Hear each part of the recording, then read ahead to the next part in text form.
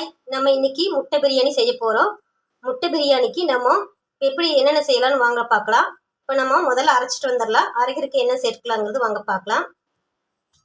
கொஞ்சம் வெள்ளைப்பூண்டு, ஒரு துண்டு இஞ்சி, இப்போ பட்டை, கிராம்பு, சோம்பு, ஏலக்காய் எல்லாம் சிறிதளவு எடுத்துக்கோங்க. இது எல்லாம் ஜாரில் போட்டு நம்ம அரைச்சிட்டு வந்துடலாம்.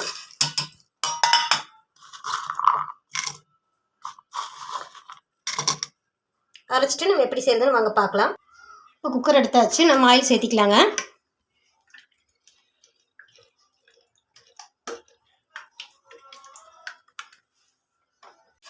பச்சை மிளகாய் சேர்த்திக்கலாங்க.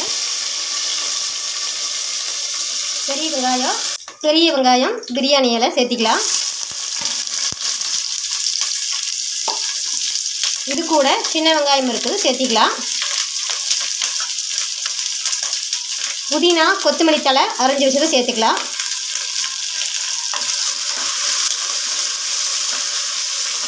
நல்லா பொன்னிறமாக வதங்க வரைக்கும் நம்ம நல்லா பொன்னிறமாக வதங்கட்டும். பாருங்கள், வெங்காயம் நல்லா வதங்கிருச்சு. இப்போ நம்ம தக்காளி சேர்த்திக்கலாம்.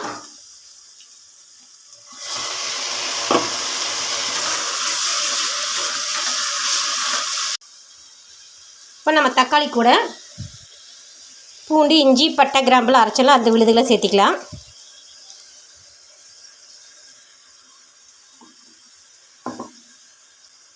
தண்ணி கொஞ்சம் ஆட் பண்ணிக்கலாம். கொஞ்சம் பச்சை வாசம் போகிற வரைக்கும் நல்லா வதங்கட்டும்.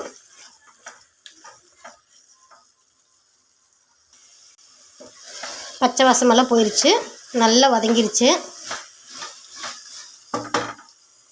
நம்ம மல்லித்தூள் சேர்த்திக்கலாம். மிளகாத்தூள், இது நல்லா மிக்ஸ் பண்ணிக்கலாம்.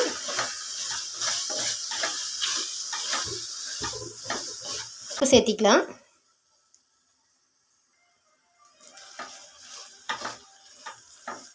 சேர்த்திக்கலாம். நான் 2 கப் அரிசி ஊற வச்சு எடுத்துருக்கிறேன். 2 கப் அரிசிக்கு 4 கப் தண்ணி ஊற்றிக்கலாம்.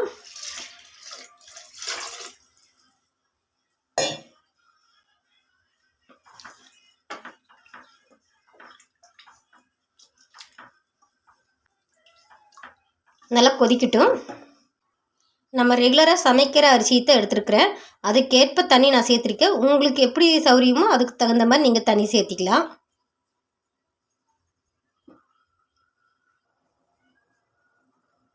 பாருங்க, நல்லா கொதிக்குது. இனி நல்லா கொதிக்கணும். அரிசி கொஞ்சம் மேலே ததும்பி மேலே வரணும். பாருங்க, நல்லா கொதிக்குது. இப்படி மிக்ஸ் பண்ணும்போது பாருங்கள் அரிசி எப்படி இதாகுதுன்னு. இப்போ இது கூட நம்ம முட்டை சேர்த்திக்கலாம்.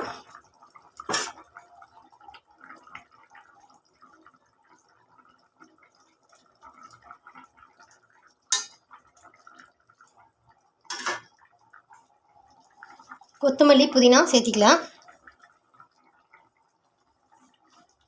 க்ளோஸ் பண்ணி 2 விசில் விட்டுறலாங்க.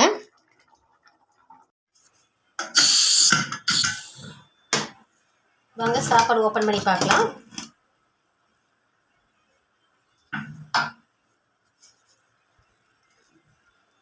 முட்டை பிரியாணி ரெடி ஆயிடுச்சுங்க.